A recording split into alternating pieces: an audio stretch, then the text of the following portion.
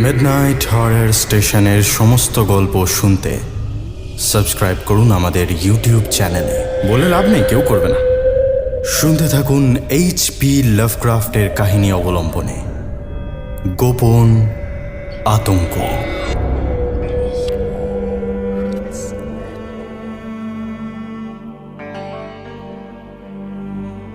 সৃষ্টির প্রথম লগ্ন থেকে যে জিনিসটা মানুষকে সব থেকে বেশি ভয় দেখিয়েছে তা হলো বজ্রপাত। কারণটা ভারী সোজা। প্রাগৈতিহাসিক যুগের মানুষ একসঙ্গে এত বেশি আলো, এত মাত্রাহীন শব্দ তার আগে শোনেনি। এর বিরুদ্ধে লড়াই করার মতো অস্ত্র তার হাতে ছিল না। সভ্যতার অগ্রগতির সঙ্গে সঙ্গে আরও বেশি আলো, আরও বেশি কান ফাটানো শব্দ শুনতে শুনতে তার সে ভয় কেটে গেছে। বজ্রপাতের হাত থেকে বাঁচার উপায় সে আজ জানে। কিন্তু এমনও কি হতে পারে যে শুধুমাত্র আলো আর শব্দকে ভয় পেত না আমাদের পূর্বপুরুষরা? তার সঙ্গে মিশেছিল অন্য কোনো আশঙ্কা।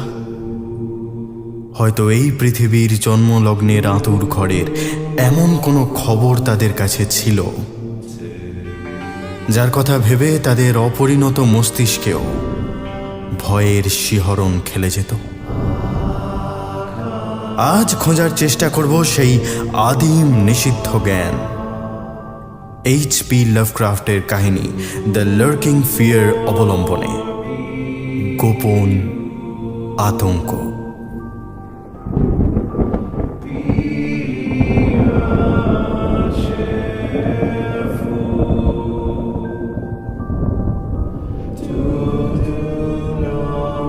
এক, চিমনিতে কালো ছায়া। টেম্পেস্ট পাহাড়ের চূড়ার পরিত্যক্ত প্রাসাদে আমরা যখন উপস্থিত হলাম তখন আকাশে বিদ্যুৎ চমকাচ্ছে। আমার সঙ্গে আমার দীর্ঘদিনের দুই সহকারী বেনেট আর টোবি। বলা বাহুল্য শারীরিক ক্ষমতার জন্যই ওদের সঙ্গে এনেছি আমি। এই আদিম প্রাসাদে লুকিয়ে থাকা আতঙ্ককে খুঁজে বের করাই আমাদের উদ্দেশ্য।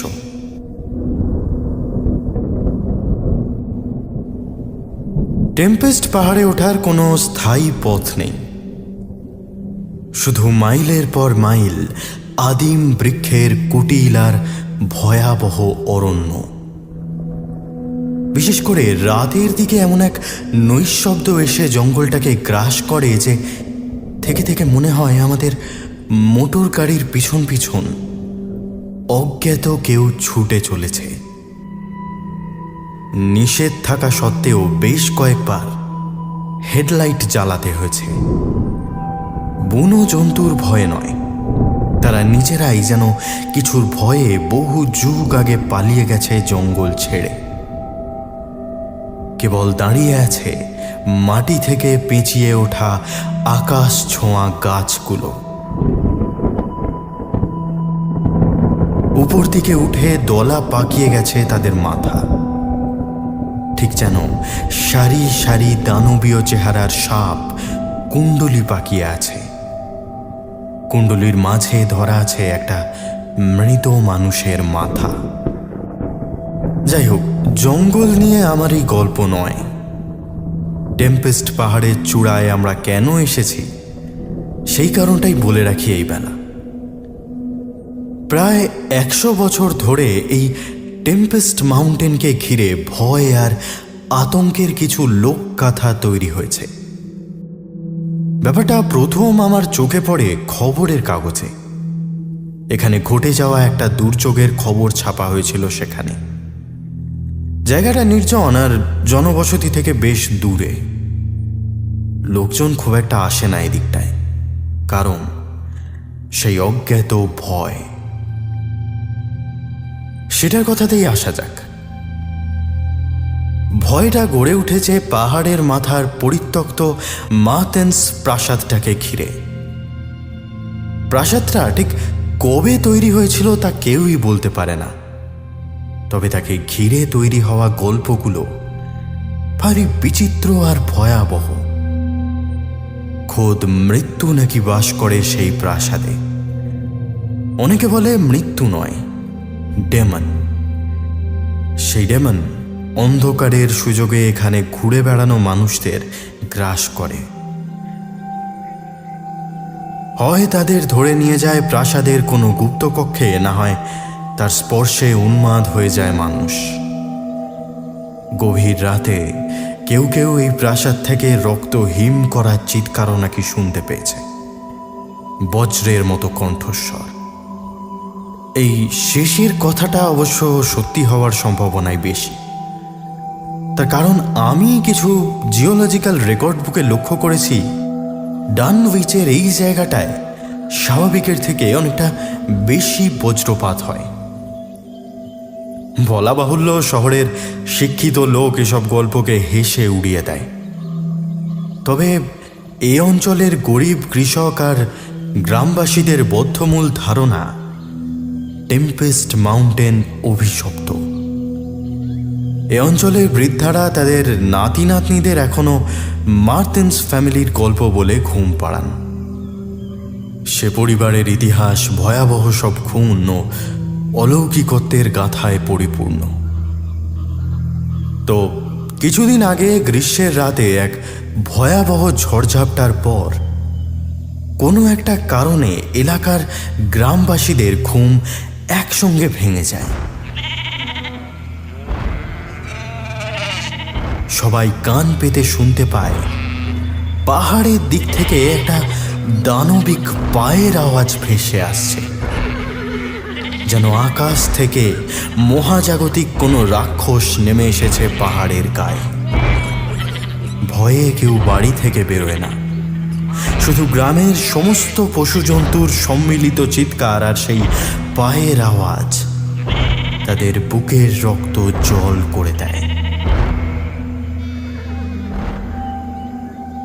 সকালে কিছু পর্বতারোহীর নেতৃত্বে গ্রামবাসীরা মিলে পাহাড়ের মাথাটা পরীক্ষা করতে যায়। তারা দেখে সত্যি কাল রাতে মৃত্যু নেমে এসেছিল পাহাড়ের মাথায়। পাহাড়ের কোলে একটা বিরাট মেপল গাছকে ঘিরে গড়ে ওঠা বিরাট জনপদ বজ্রপাতের ফলে ভেঙে মাটির তলায় দেবে গেছে।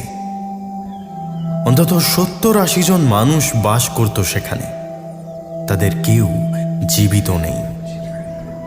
গোটা জায়গাটা জুড়ে মানুষের রক্তাক্ত ক্ষতবিক্ষত দেহ পড়ে রয়েছে, যেন প্রবল আক্রোশে কেউ ছিঁড়ে ছিঁড়ে খেয়েছে তাদের।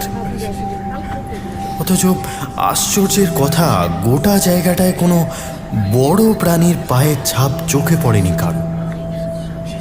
ব্যাপারটা নিয়ে তেমন মাতামাতি হয়নি, কিন্তু বিকেলের দিকে আবিষ্কার হয় যে 75 জন মানুষ এখানে বাস করত, তাদের মধ্যে অন্তত জনা 25 দেহ নেই এখানে।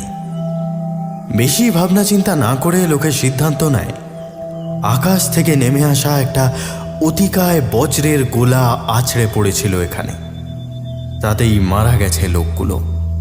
তারপর কোনো বন্য প্রাণী এসে ছিঁড়ে খেয়েছে মৃতদেহ। এই ঘটনার সঙ্গে যে মার্টেন্স প্রাসাদের সম্পর্ক আছে তা নিয়ে এলাকাবাসীর বদ্ধ মূল ধারণা জন্মায়। যদিও ঘটনাস্থল থেকে প্রাসাদটা প্রায় 3 মাইল দূরে, নতুন করে একটা সার্চ পার্টি তৈরি করে গোটা প্রাসাদটা তদন্ত করে দেখা হয়। এমনকি প্রাসাদের লাগোয়া পুকুর, ভাঙা বাড়িঘর সবই তন্ন তন্ন করে খুঁজেও কোনো নরখাদক বন্য প্রাণীর চিহ্ন পাওয়া যায় না। এই ঘটনার বিবরণ ফলাও করে ছাপা হয় কাগজে। সেটা পড়েই এখানে আসার কৌতূহলটা জাগে আমার মনে। কাগজপত্রের বিবরণ পড়ে এবং প্রাচীন কিছু বইপত্র পড়ার অভিজ্ঞতা থেকে একটা কথা বারবার মনে হয়েছে আমার।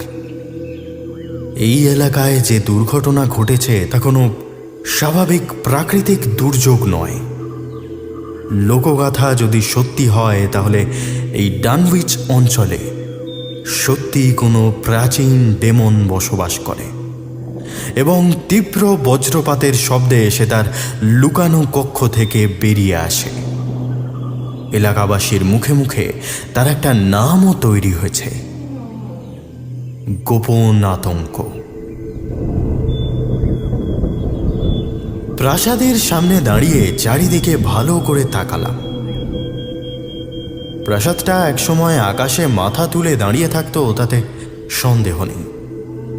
কিন্তু এখন চারপাশ ভেঙে পড়ায় তুলনায় কিছুটা ছোট দেখায় তাকে। চতুর্দিক ওক গাছের জঙ্গলে ঢেকে আছে। প্রাসাদের দেওয়াল বরাবর ভাঙা পাথরের চাই ছড়িয়ে আছে, তার নিচগুলো অন্ধকারে ঢাকা। ভারী ভয় লাগে সেদিকে বেশিক্ষণ তাকিয়ে থাকলে। বাইরের দরজা দিয়ে আমরা ভিতরে ঢুকে এলাম। এর আগেও এ ক্যাসেলে এসেছিলাম আমি, ফলে ভিতরের প্ল্যান আগে থেকেই ঠিক করা ছিল। জ্যান মার্তেন্সের ঘরেই আমি থাকব। শোনা যায় জ্যান মার্তেন্স নাকি খুন হয়েছিলেন। ঘরটা লম্বায় 20 ফুট, চৌকো। কয়েক জায়গায় রাবিশ জড়ো হয়ে আছে। এক সময় সেগুলো হয়তো ফার্নিচার ছিল। ঘরটা দোতলায়, দুদিকের দেওয়াল জুড়ে দুটো মস্ত জানলা। দুটো জানলাতেই গড়াদ বা শাটার নেই। জানলার উল্টো দিকে একটা ফায়ার প্লেস, তার ঠিক উপরে একটা বড় চিমনির খোলা অংশ, তার পাশেই বিছানা। চিমনির গহ্বরটা এখন জমাট অন্ধকারে ঢেকে আছে। সেদিকে তাকিয়ে জানি না কেন মুখটা দূর দূর করে উঠল আমার। কিছুক্ষণ বিশ্রাম নিয়ে কাজে লেগে পড়লাম। প্রথমে দুটো জানলার বাইরেই দুটো বড় মই লাগিয়ে দিলাম।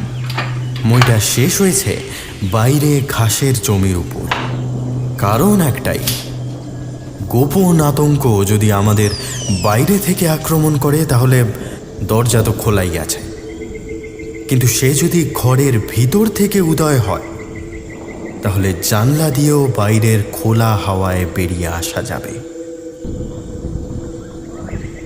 ঠিক হলো, আমরা তিনজনেই পালা করে বাইরে নজর রাখব।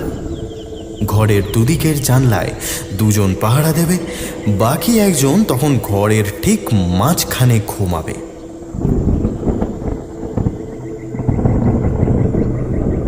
রাত 12টা থেকে 1টা অবধি আমি বসে রইলাম সেই জানলার কাছে। ফাঁকা জানলা দিয়ে দূরে আসন্ন ঝড়ের মেঘ চোখে পড়ছে। নিচে তাকালে পাহাড়ের গায়ে সারি সারি নরম মাটির ঢিবি চোখে পড়ে। গোটা পাহাড়ের গা বরাবর ছড়িয়ে আছে ঢিবিগুলো। সেগুলোর দিকে তাকিয়ে থাকতে থাকতে কখন যেন ঘুম পেয়ে গেল আমার জায়গায় বেনেটকে রেখে আমি বিছানায় শুলাম। আপাতত ঘরের মাঝের বিছানায় আমি শুয়ে দুদিকে জানলার সামনে বসে বাইরে নজর রাখছে আমার দুই সহকারী, বেনেট আর টোবি। একটু আগে আকাশের কোণে দেখা কালো মেঘটা মনে হয় আমার মনের উপরেও প্রভাব ফেলেছে। ঘুমের ঘোরে কিছু অদ্ভুত দৃশ্য দেখলাম আমি। একবার মনে হলো আধ ঘুমে আছি। আমার আশেপাশে বেনেট আর টোবির হাঁটা চলার শব্দও শুনতে পাচ্ছি। সেই সঙ্গে বুকের উপর কিছু যেন চেপে আছে, একটা ভারী শক্ত হাত। পরের বার ঘুমটা আবার একটু হালকা হতে অনুভব করলাম ঘরটা খালি। বুকের উপর সেই চাপটা এবার বেড়ে উঠেছে। আমার শরীর আর দুদিকের জানলার মাঝে কিছু যেন একটা আছে। বিছানার ধারে ঢাকা পড়ে গেছে বলে দেখতে পাচ্ছি না, সেইভাবে কতক্ষণ কেটেছে জানি না। আচমকা পাহাড়টাকে কাঁপিয়ে দিয়ে একটা বাজ পড়ল। পেঁচানো গাছেদের সার যেন মাটি থেকে লাফিয়ে উঠল সেই শব্দে। আমার বাঁদিকে থাকা চিমনির নিচের ফাঁকা অংশ থেকে একটা ঘন কালো ছায়া এগিয়ে এসে আছড়ে পড়ল আমার শরীরের উপর। মুহূর্তে মিলিয়ে গেল সেটা। বয়ে যাওয়া জলপ্রবাহের মতো আওয়াজ ভেসে এলো সেই সঙ্গে। আমি থতমত খেয়ে উঠে বসলাম বিছানার উপরে।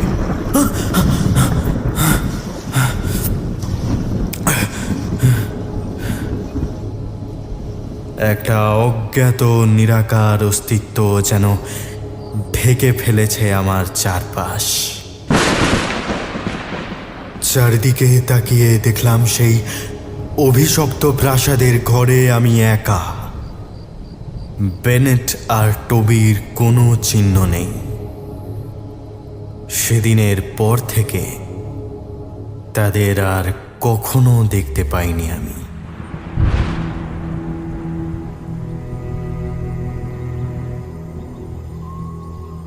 2 ঝড়ের পথিক। এই ঘটনার 4 দিন পরে আজ আমি লেফার্ট কর্নারে আমার হোটেলের ঘরে শুয়ে আছি।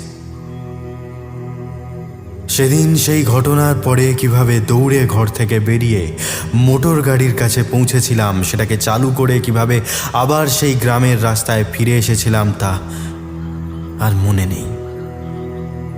শুধু মনে পড়ে একটা ফিস ফিস শব্দ ক্রমাগত তাড়া করে আসছিল আমাকে। আকাশ ছোঁয়া জঙ্গলের সেই গাছগুলো যেন বারবার পথ আগলে দাঁড়াচ্ছিল আমার। চিমনির নিচ থেকে বেরিয়ে আসা সেই ছায়াটার অর্থ আমি আজও বুঝতে পারিনি। তবে এটুকু বুঝেছি যে পৃথিবীর অভ্যন্তরে লুকিয়ে থাকা কোনো অজ্ঞাত আতঙ্ক আমার চোখে ধরা দিয়েছিল সেদিন। এমন কোনো অজানা অস্তিত্ব যার আঁচড়ের শব্দ মাঝে মাঝে শুনতে পাই আমরা, কিন্তু দেখতে পাই না কোনো মতে। এটুকু শুধু জানি আমার বুকের উপরে যে ভারী বস্তুটা হাতের মতো পড়েছিল সেটা আমার স্বপ্নের কল্পনা নয়। গা ঝাড়া দিয়ে উঠে বসলাম। যেভাবেই হোক বেনেট আর টবিকে খুঁজে বের করতে হবে। তাছাড়া আমার এইসব অভিজ্ঞতার কথা অন্য কাউকে জানানো দরকার। লেফার্ট কর্নারে লোকজন বলতে বেশিরভাগই সাংবাদিক।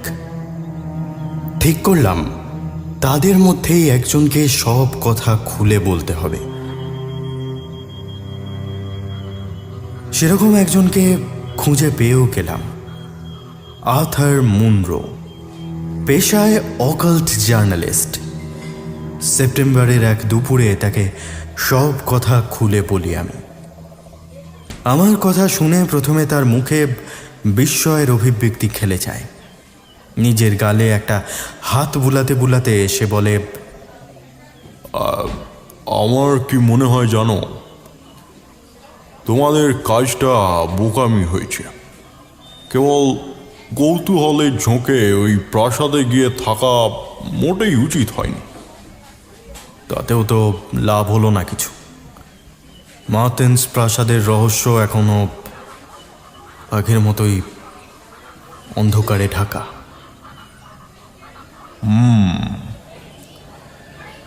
ও বাড়িতে গিয়ে থেকে কোনো লাভ হবে বলে তো মনে হয় না আমার।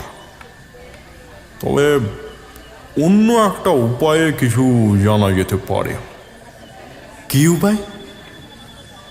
চেয়ারে সোজা হয়ে বসলো মুনরো।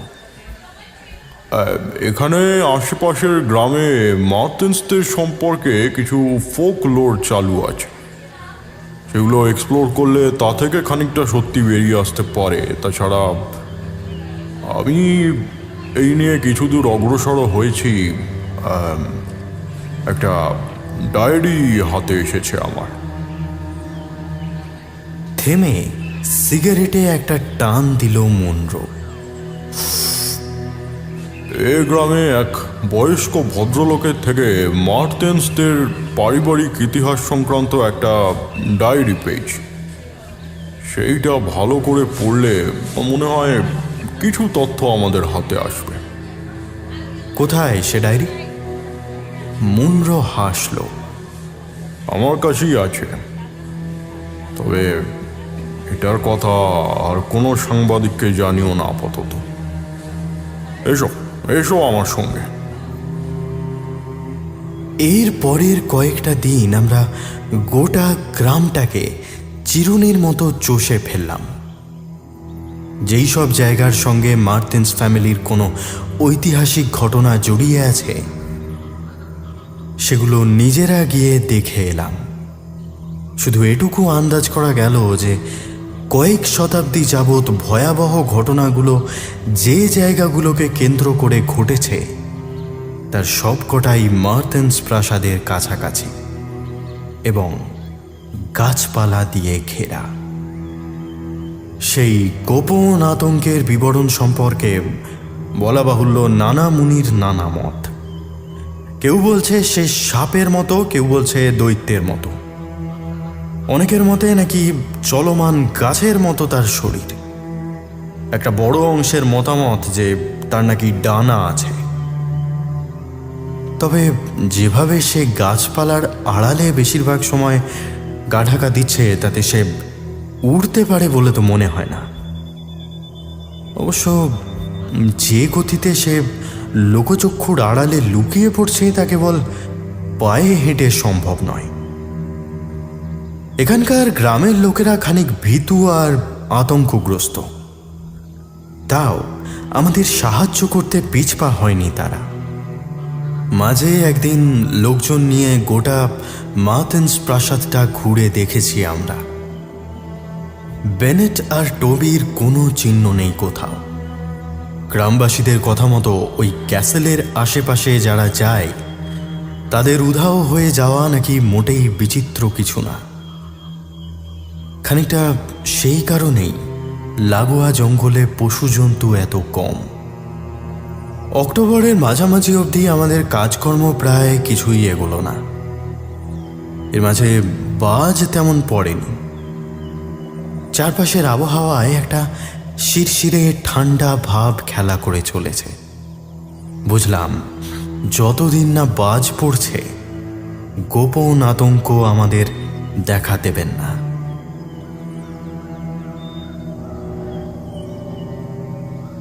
গ্রামে ঘুরতে ঘুরতে ক্যাসেল থেকে 2 মাইল দূরে একটা ছোট নামহীন জনপদে এসে পড়লাম আমরা। গ্রামের বেশিরভাগ মানুষই ঘর ছেড়ে চলে গেছে।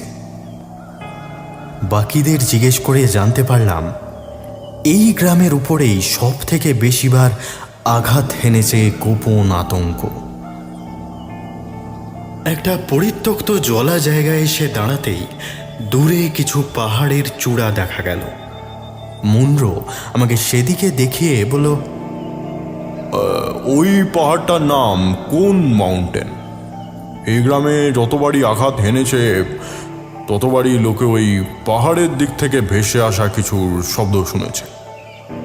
আমি একটু সময় নিয়ে বললাম, মানে বলছো যেসব জায়গায় পাহাড় আছে তার আশেপাশে আক্রমণ করে সে? তাই তো মনে হচ্ছে। এর কারণ কি হতে পারে বলো তো? আমি মাথা নাড়ালাম। কোনো উত্তরই আমার কাছে স্পষ্ট নয়।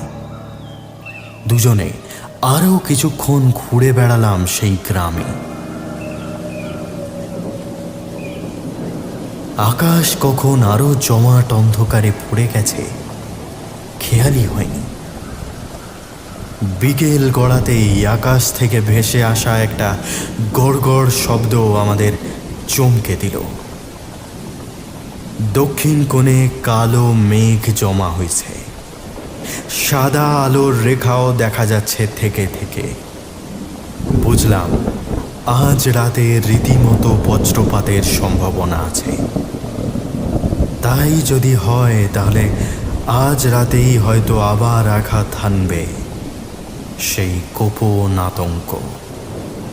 আমাদের ফেরার উপক্রম করার আগেই ঝাঁপিয়ে বৃষ্টি নামলো চারিদিকে। একটা নিশাচর অন্ধকার উড়ে এসে ঢেকে ফেলল আকাশ। মাঝে মাঝে বজ্রপাতের ঝলসানিতে আলো এসে ভরিয়ে দিতে লাগলো সেই অন্ধকার। মনে হলো সেই আলো যেন কিছু দেখাতে চাইছে আমাদের। সেই আলোতে পথ খুঁজে কোনো রকমে গ্রামের মধ্যেই একটা পরিত্যক্ত কুটির খুঁজে নিলাম আমরা। কয়েক বছর আগেও হয়তো লোক থাকতো এখানে, আতঙ্কে ঘর ছাড়া হয়েছে। যতক্ষণ না ঝড় কাটছে এখানে থাকা ছাড়া উপায় নেই। আমি জানলাটা দেখছি, তুমি দরজাটা বন্ধ করে দাও। ফাঁকা কুটিরের ভিতর ঢুকে বাইরের কাঠের দরজাটা বন্ধ করে দিলাম আমি। ঘরের ভিতরে একটা ভাঙা চেয়ার পড়েছিল। আমরা মেঝের উপরেই বসে পড়লাম। কাঠের দেওয়ালের ফাটল দিয়ে বিদ্যুৎ ঝলকের আলো দেখা যাচ্ছে মাঝে মাঝে। বৃষ্টির শব্দ বাইরে থেকে ভেসে আসছে এক টানা। ভালো করে কান পাতলে মনে হয় তার মধ্যে একটা শন শন আওয়াজ মিশে আছে। কে জানে কিসের আওয়াজ? একটা ব্যাপার আমার থেকে থেকে মনে হচ্ছে জানো।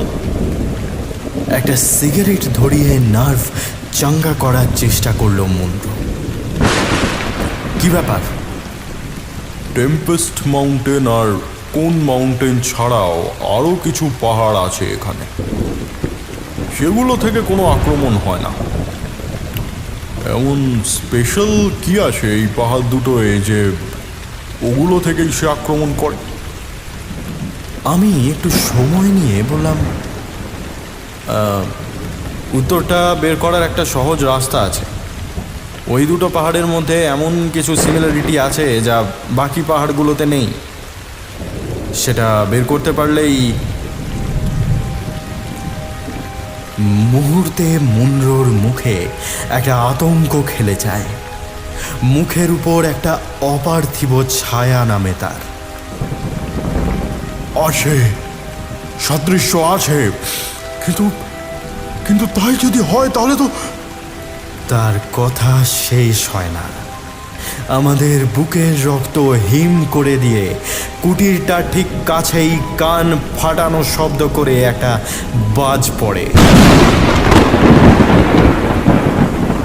মনে হলো আমাদের পায়ের তলা থেকে মাটি সরে গেছে। সেই সঙ্গে বুনো নেকড়ের মতো বইতে থাকা দানবিক হাওয়া উলুধ্বনির মতো শব্দ তুলেছে। আমরা ছিটকে পড়লাম কুটিরের উল্টো দিকে। মুন্ড্র দ্রুত ছুটে গেল জানলার কাছে। বাইরে মুখ বাড়িয়ে কিছু দেখার চেষ্টা করলো। তারপর চিৎকার করে বলল, বাইরে কিছু একটা আছে। হে ঈশ্বর! কি আছে? আমি মাটি থেকে উঠে দৌড়ে গেলাম দরজার কাছে। শন শন করে ঝড়ের হাওয়া ঢুকে আসছে দেওয়ালের ফাটল দিয়ে। ছাদের কোথাও মনে হয় ফুটো হয়ে গেছে। ঘরের মেঝেটা জল পড়ে ভিজে গেছে। দরজার উপর দুটো হাত রেখে ফাটলে চোখ রাখলাম। বাইরেটা ফিকে আলোয় ভরে আছে। তার মধ্যে এসে জড়ো হয়েছে কুয়াশার মতো বৃষ্টির জলের ফোঁটা। মনে হলো আকাশ থেকে নেমে আসা এক খণ্ড মেঘ উড়ে যাচ্ছে পাহাড়ের চূড়োর দিকে। সামনের জমিটা ভেসে যাচ্ছে অথই জলে। আমাদের আমাদের আরো আলো জোগাড় করতে হবে। মুন্ড্রোর দিকে চেয়ে বললাম। তার কোমরের উপর থেকে শরীরের বাকি অংশ আপাতত জানলার বাইরে। মন দিয়ে কিছু দেখছে সে। উত্তর দিল না। তার পিঠে হাত দিয়ে একটা ধাক্কা দিলাম। সে কিন্তু নড়ল না। আমি দু হাতে কিছুটা শক্তি এনে তার গোটা দেহটা টেনে এনে ফেললাম ঘরের মেঝেতে। একটা জরাগ্রস্ত ভয় আমার শরীরের প্রতিটা কোণায় শিকড় মেলে দিল। আর্থার মুনরো মারা গেছে। তার কোমরের উপর থেকে বাকি দেহটা চিবিয়ে খেয়েছে কেউ। মাথাটা এখনো চিনে নেওয়া যায়, কিন্তু মুখমণ্ডল বলে আর কিচ্ছু নেই তাতে।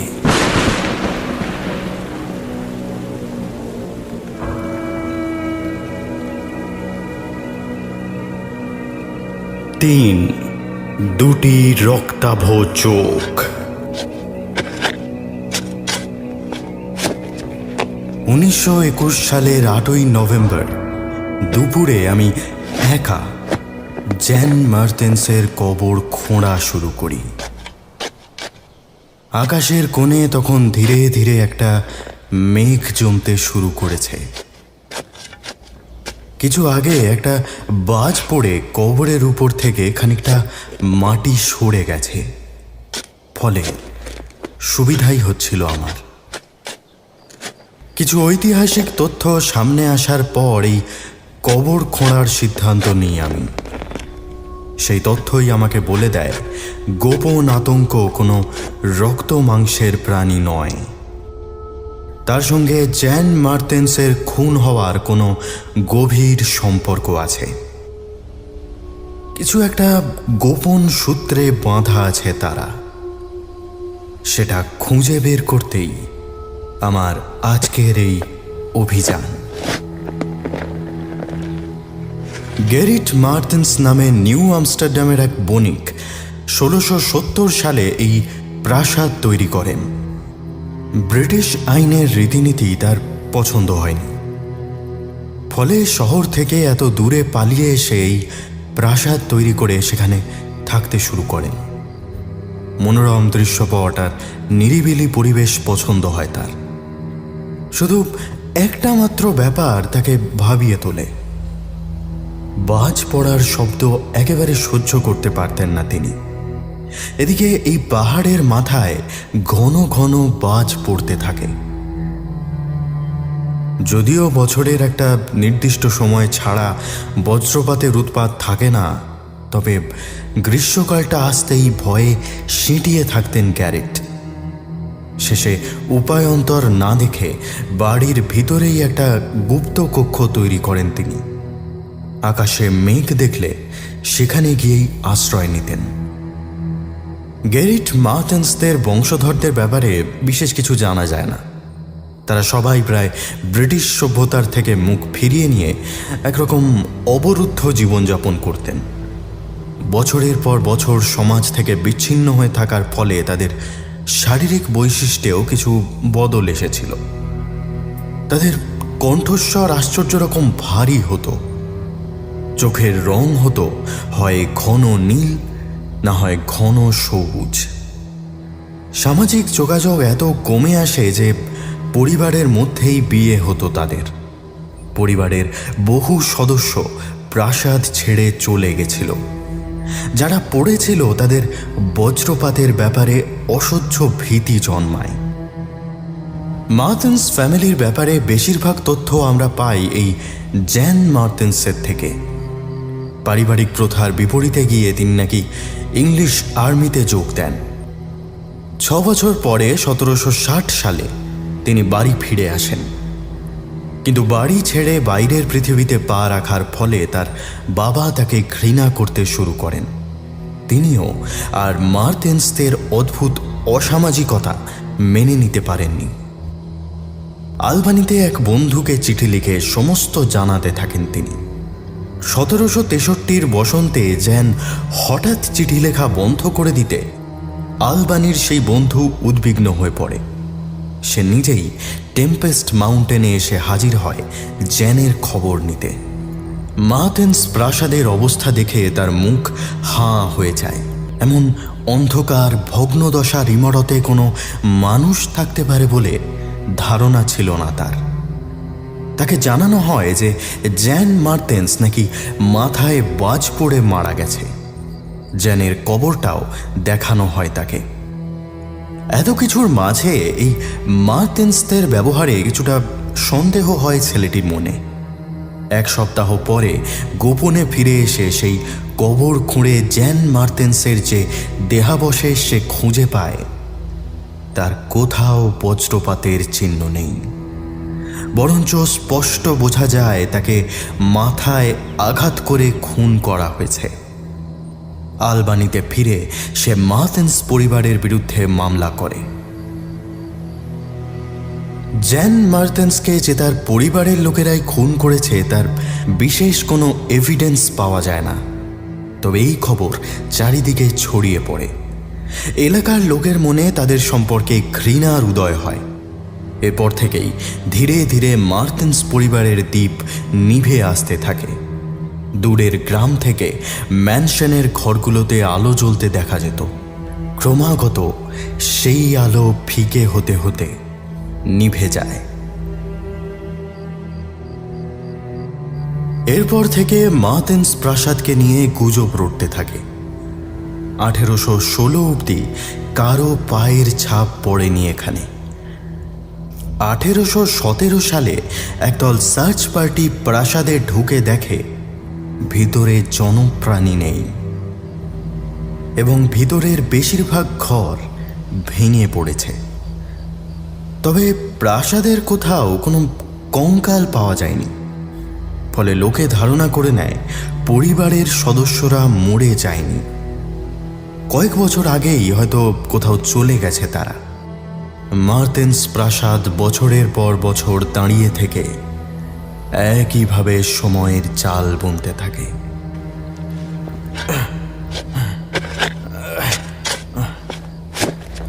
প্রায় ঘন্টাখানেক সেইভাবে মাটি খুঁড়তে খুঁড়তে অবশেষে কফিনের গায়ে গিয়ে লাগলো আমার শাবলটা। জামার হাতায় মুখ মুছলাম। টর্চের আলো নিচে ফেলে দেখতে পেলাম কফিনটা।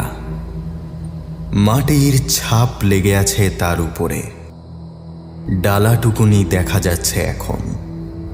ঠিক কি খুঁজে পাওয়ার আশায় কবর খুঁড়তে শুরু করেছিলাম নিজেও জানি না, তবে এটুকু বুঝলাম এই মার্তেন্স প্রাসাদের সমস্ত রহস্য লুকিয়ে আছে ওই বাক্সের ভিতরে।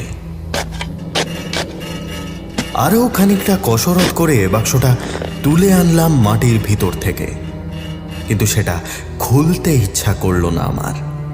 উল্টে মনে হলো ওই বাক্সের নিচের মাটিটা আরও খানিক খুঁড়ে দেখা দরকার।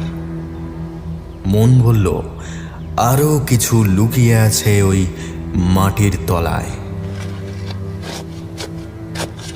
আবার শাবল তুলে নিলাম হাতে, মাটি তুলে এনে জড়ো করতে লাগলাম বাইরে।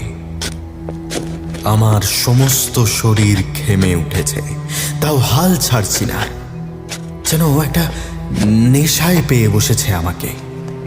যত খুঁড়ছি তত মনে হচ্ছে কিছু আছে, কিছু নিশ্চয়ই আছে এই মাটির তলায়। নিজেকে চিনতে পারছি না, ঠিক কতটা মাটি কুপিয়েছিলাম মনে নেই। হঠাৎ মনে হলো আমার পায়ের তলার মাটি খসে পড়ছে, আমি ডুবে যাচ্ছি জমাট অন্ধকারে। অর্থাৎ কফিনের ঠিক নিচে কিছু ফাঁকা জায়গা ছিল। একটু পরেই শক্ত মাটির উপর এসে পড়লাম। মাথাটা ঠুকে যাচ্ছিল, হাতের উপরে ভর দিয়ে বাঁচিয়ে নিলাম নিজেকে। মাটিতে পড়ার দমকে হাতের টর্চটা নিভে গেল। মনের ভিতরে কে যেন বলে দিল গোপন আতঙ্কের খুব কাছাকাছি এসে পড়েছি আমি। খেয়াল করলাম মাটির ভিতরে দুটো সরু টানেল আছে, তার দুটো মুখ আমার শরীরের দুপাশে উন্মুক্ত হয়েছে। ঠিক করলাম যে সুড়ঙ্গটা মার্তেন্স ম্যানশনের দিকে চলেছে সেটা ধরেই এগোবো আমি। এর পরের ঘটনা আর ভাষায় প্রকাশ করার ক্ষমতা নেই আমার। সেই অদ্ভুত অবিনশ্বর অন্ধকারের ভিতরে হাঁটতে হাঁটতে বারবার মনে হচ্ছিল তীব্র ক্ষতিকর কিছু একটা আছে আমার সামনে, অথচ এগিয়ে যাওয়া থামায়নি একবারও। একটা অজ্ঞাত বল যেন টেনে নিয়ে চলেছে আমাকে আরো আরো গভীর অন্ধকারের ভিতর। কিছুক্ষণ চলার পর আমার টর্চের ব্যাটারি প্রায় নিভে এলো। মনে হলো এখান থেকে টানেলটা উপরে উঠতে শুরু করেছে। নিজের গতিপথ বদলে উপরে উঠতে যাচ্ছিলাম, এমন সময় থমকে দাঁড়িয়ে পড়লাম।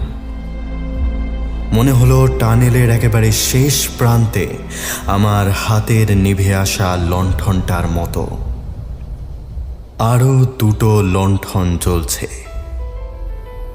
বিষাক্ত উজ্জ্বল দুটো প্রতিবিম্ব। মস্তিষ্কের গহ্বরে সমস্ত মুছে যাওয়া স্মৃতি জাগিয়ে তুলছে সেই আলো। সম্ভবত দুটো চোখ বা দুটো অতিকায় চোখের ছোট অংশ। আমি নড়তে পারলাম না। সেই চোখ দুটো আরো কাছে এগিয়ে আসতে লাগলো। সেই সঙ্গে একটা পাথরের উপর নখের ঘষা খাওয়ার শব্দ। মাথার উপর থেকে আসা শব্দে বুঝলাম বাইরে বাজ পড়তে শুরু করেছে। ঈশ্বরকে ধন্যবাদ, সেই চোখ দুটো ঠিক কিসের ছিল তা আমি বুঝতে পারিনি। জানলে হয়তো আর বেঁচে থাকতে পারতাম না। আরও কিছুক্ষণ সেইভাবে আতঙ্কগ্রস্ত হয়ে পাথরের মতো দাঁড়িয়ে থাকার পর আকাশ ফুঁড়ে নেমে আসা একটা বজ্রপাত বাঁচিয়ে দিল আমাকে। মাটি ফুঁড়ে সুড়ঙ্গের মধ্যে নেমে এলো সেটা। কান ফাটানো শব্দে আর হাওয়ার ধাক্কায় আমি আছড়ে পড়লাম উল্টো দিকের মেঝেতে। মনে হলো একই সঙ্গে অন্ধ ও বধির হয়ে গেছি। মাটি পোড়ার গন্ধ আর জ্বলন্ত আগুনের শব্দের মধ্যে হামাগুড়ি দিয়ে বেরিয়ে আসার চেষ্টা করলাম সুড়ঙ্গের উপর তৈরি হওয়া ফাটলের মধ্যে দিয়ে। পিঠের উপর বৃষ্টির ফোঁটা এসে পড়তে বুঝলাম মাটির উপর এসে পড়েছি। চারপাশে তাকিয়ে জায়গাটা চিনতে পারলাম। প্রাসাদের পিছনের ওক গাছের জঙ্গলের একটা অংশ এটা। দূরে তাকিয়ে ভূতল ফুঁড়ে বেরিয়ে আসা মাটির স্তূপ লক্ষ্য করলাম, যেন ছবিতে আঁকা একটা ল্যান্ডস্কেপকে জল রং দিয়ে ঘেঁটে দিয়েছে কেউ। আমার মাথার অবস্থা ঠিক ওই ল্যান্ডস্কেপের মতোই। মনে হলো মাটির স্তূপের মধ্যে থেকে সেই টকটকে লাল দৃষ্টি মিলিয়ে আসছে।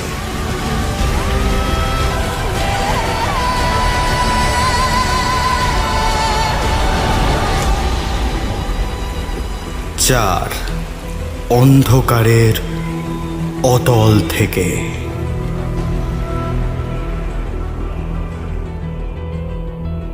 এই ঘটনার ঘোর কাটিয়ে ওঠার দুদিন আগেই একটা খবর আসে আমার কানে।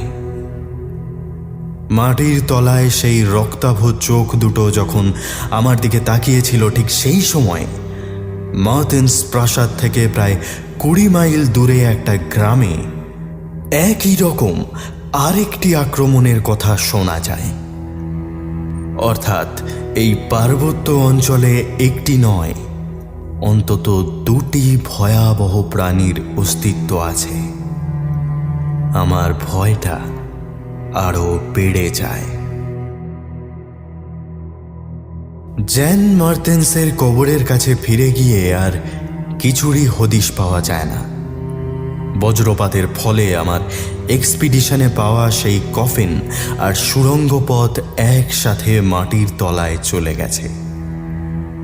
সেটা নিয়ে আর মাথা ঘামালাম না, বরঞ্চ দ্বিতীয় অ্যাটাকটা যেখানে ঘটেছে সেখানে গিয়ে কিছু খবর জোগাড় করার চেষ্টা করলাম।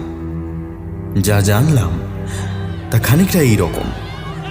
গাছে ঘেরা একটা কেবিনের উপর গাছের ডাল বেয়ে একটা রাক্ষস জাতীয় প্রাণীকে নামতে দেখে গুলি চালায় গ্রামের কিছু লোক।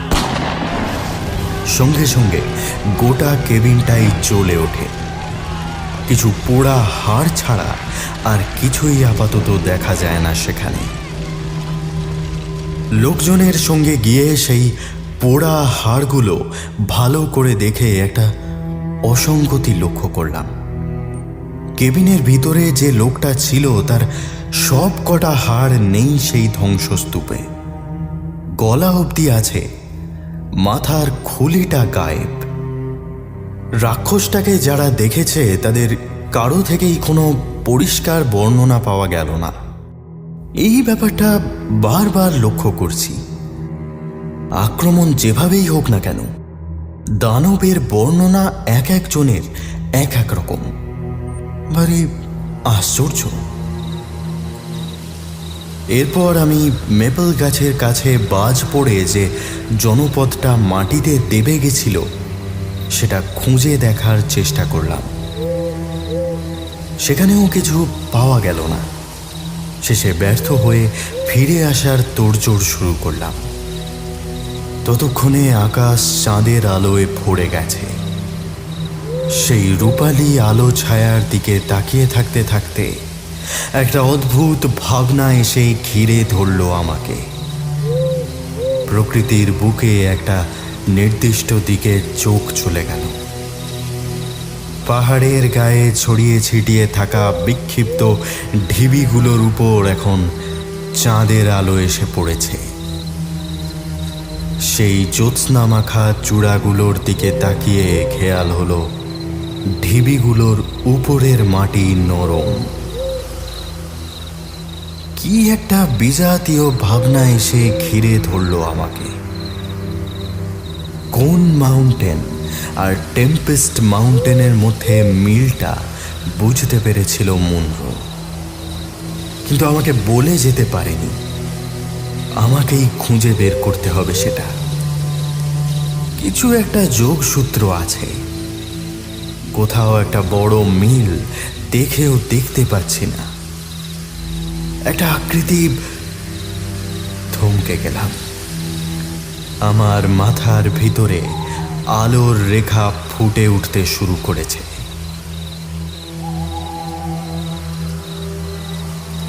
যদিও জিওলজির ব্যাপারে তেমন জ্ঞান নেই আমার, তাও পাহাড়ের গায়ে ওই ছোট ছোট ঢিবিগুলোর উপর প্রথম থেকেই বেশ আগ্রহ জন্মেছিল। তখনই লক্ষ্য করেছিলাম পাহাড়ের যত উপরের দিকে ওঠা যায় তত বেশি করে ঢিবি চোখে পড়তে থাকে।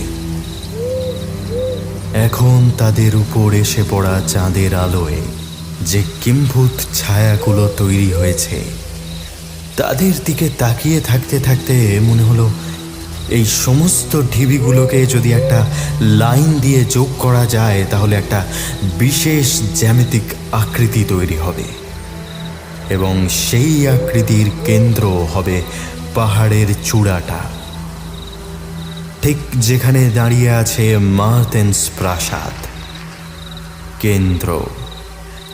মার্তেন্স প্রাসাদকে কেন্দ্র করে ভয়ঙ্কর ঘটনাগুলো ঘটে চলেছে এখানে। মাথার ভিতরে ভাবনার ঝড় পাগল করে তুলল আমাকে। যেটুকু সময় মাটির নিচে কাটিয়েছিলাম তাতে এটুকু বুঝেছি যে এই মাটির তলায় একটা নয়, বেশ কিছু সুড়ঙ্গ আছে। একটা সম্ভাবনা ফুটে উঠল আমার পরিশ্রান্ত মনে। বিড়বিড় করতে লাগলাম, হে ঈশ্বর, মলহিল, এই গোটা জায়গাটাই মৌমাছির চাকের মতো হয়ে আছে। কতগুলো, মানে সেদিন ফায়ার প্লেসের ভিতর থেকে। বাকি ভাবনাগুলো উচ্চারণ করতেও জিভ আটকে গেল। পাহাড়ের যত উপরে উঠেছে তত ঢিবির আয়তন ও ঘনত্ব বেড়ে উঠেছে। অর্থাৎ সব থেকে বড় ঢিবিটা আছে মার্তেন্স প্রাসাদের একেবারে নিচে। এক দৌড়ে ঘরে ফিরে শাবল আর ছোট কয়েকটা যন্ত্রপাতি টেনে আনলাম আমি। সেই চন্দ্রাহত রাতে শাবল হাতে আমি ছুটে বেড়াতে লাগলাম আকাশ ছোঁয়া গাছের জঙ্গল ভেদ করে। মার্টিন্স ম্যানশনের ভিতরে ঢুকে বেপরোয়াভাবে খুঁড়তে লাগলাম প্যাসেজওয়েগুলোর মেঝে। পুরনো চিমনির নিচের গর্তটাতে মুখ বাড়িয়ে দেখলাম একদিকের ভাঙা প্রান্তে শ্যাওলার স্তূপ ভেদ করে তন্ন তন্ন করে খুঁজলাম। আমার হাতে ধরা মোমের আলো গিয়ে পড়ল প্রাসাদের প্রতিটা প্রাচীন দেওয়ালে, কড়িকাঠে। মনের ভিতরে বারবার কেউ বলে উঠল এই শতাব্দী প্রাচীন প্রাসাদের ভিতরেই লুকিয়ে আছে সেই গোপন আতঙ্ক। একবার ভাবলাম তাকে কেবল একটা মোমবাতি আর শাবল সম্বল করে খোঁজা ঠিক হচ্ছে না।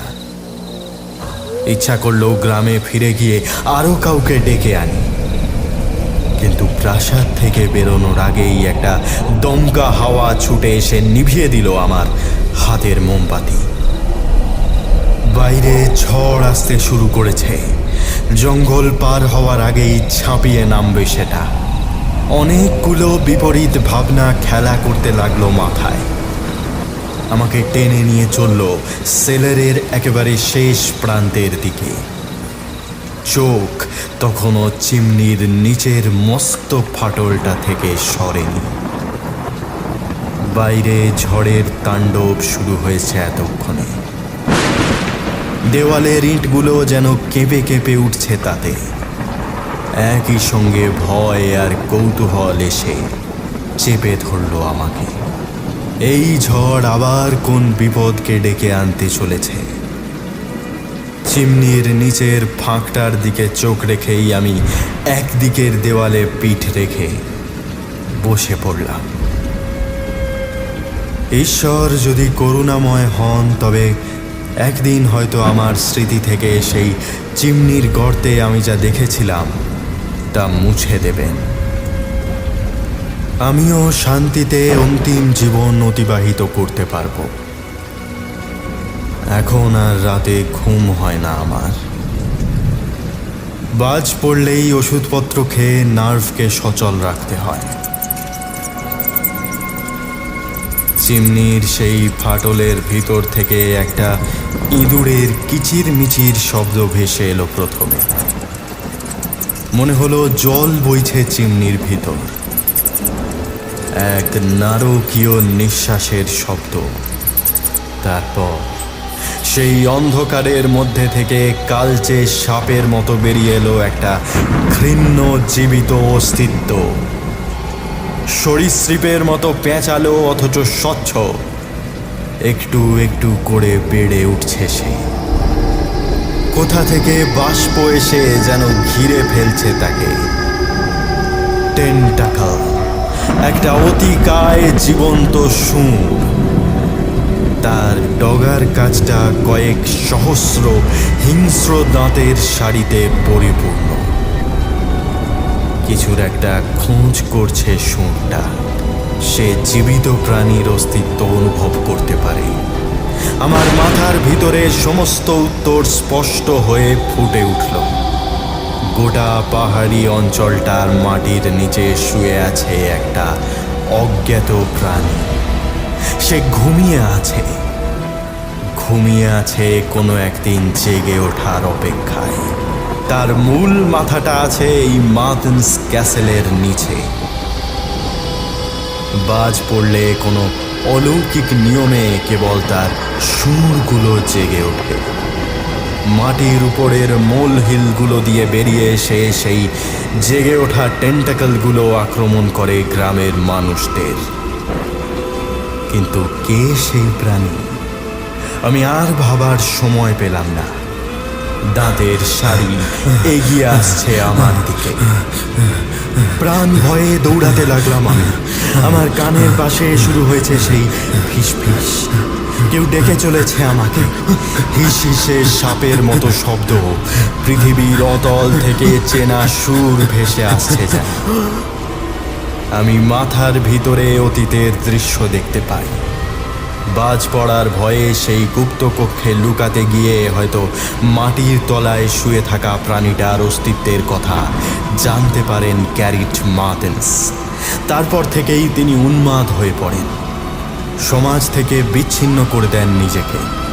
একে একে বংশধরদেরও সেই অস্তিত্বের কথা জানান তিনি।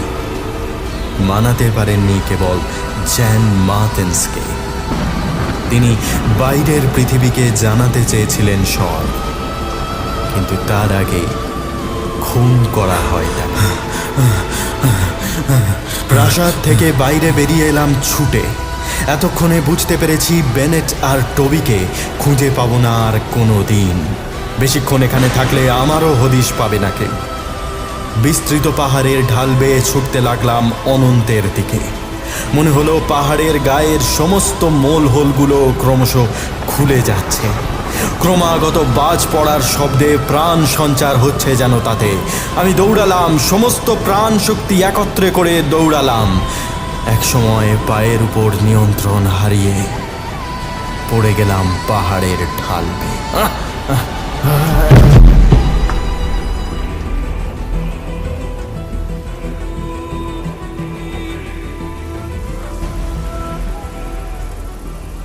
যখন জ্ঞান ফিরল তখন ঝড় থেমে গেছে। একটা ওক গাছের গায়ে ধাক্কা খেয়ে জ্ঞান হারিয়েছিলাম আমি।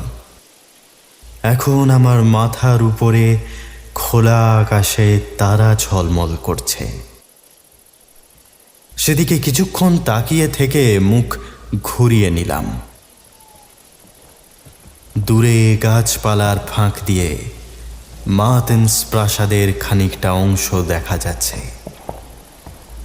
ধীরে ধীরে উঠে বসলাম। শরীরের অনেক জায়গায় ছড়ে গেছে, জামা কাপড় ভরে আছে মাটি আর ধুলোতে। উঠে দাঁড়িয়ে হাঁটতে লাগলাম গ্রামের দিকে। মাটির উপরে আমার পায়ের শব্দ হচ্ছে। আমি জানি সেই শব্দ ভেদ করে নামছে আরো গভীরে, গিয়ে আঘাত করছে লক্ষ বছর ধরে ঘুমিয়ে থাকা কোনো মহাজাগতিক প্রাণীর শরীরের কোষে। হাঁটতে হাঁটতে একটা ব্যাপার মনে পড়ে গেল। চিমনির নিচ থেকে বেরিয়ে আসা সেই টেন্টাকেলটার অজস্র দাঁতের মধ্যে দুটো জলজলে চোখ লক্ষ্য করেছিলাম আমি। আমাকে দেখতে পাইনি সে, তবে আমি দেখেছিলাম। দুটো চোখের রং দুরকম, একটা নীল, অপরটা সবুজ।